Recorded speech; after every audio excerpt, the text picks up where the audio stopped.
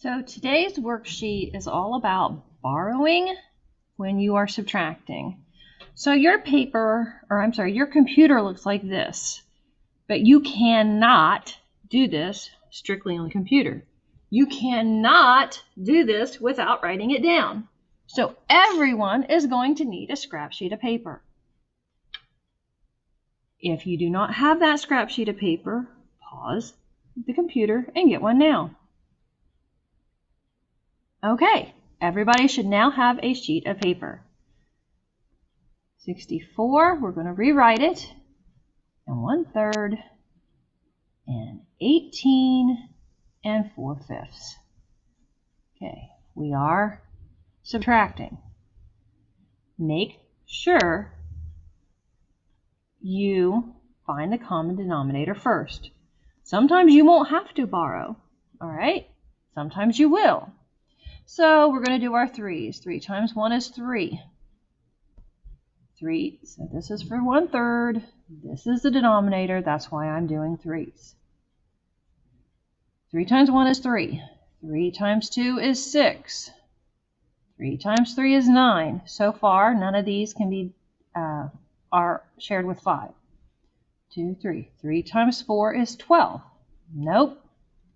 3 times 5 is 15. Yes, that one works. Because remember, with 5s, it has to end in a 5 or a 0. So I'm taking both of these to 15. That means the middle fraction that I have to multiply by is, on 3's, 1, 2, 3, 4, 5. The fraction is 5/5, because we have to have the same on top and bottom. So 3 times 5 is 15. 1 times 5 is 5. Now, if you don't know your 5's, if you don't know what times 5 is 15, 5, 10, 15, 3. So the 3 is the numerator and 3 is the denominator. 4 times 3 is 12. And always check, 5 times 3 is 15.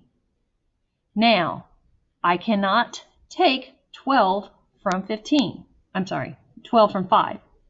You cannot take 12 away from 5. 1, 2, 3, 4, 5. It's not big enough to take 12 away. So this is where we say you have to borrow. So, I know I've went over this before, but we're going to do it again, and again, and again if needed. All right? So, the easiest way to do it is to make a backward C right here. We're adding those two together. So we're going to take 1 from the 4 and make it a 3 and borrow. So then we've got, we've got a 5 and a 15 and a plus. So we're going to add those together. That's why the C is joining them. We're going to take 15 plus 5 is 20. The denominator stays the same. And if you remember, it's because 1, when I'm borrowing 1 is 15/15. So instead of trying to remember that, just draw your little C and add the bottom to the top, and that's your new numerator. Add your denominator to the numerator. It gives you your new and improved numerator, and the denominator stays the same. And then we've got 12/15, and now I can subtract. 2 from 0, no, I'm going to borrow. 2 from 10, yes, that would be 8. 1 minus 1 is 0/15. But then I have to remember to come back over here. I cannot take 8 from 3, so I'm going to borrow, make it 5, make that 13. 8 from 13 is 5. 5 minus 1 is 4. So my answer is 45 and 8/15.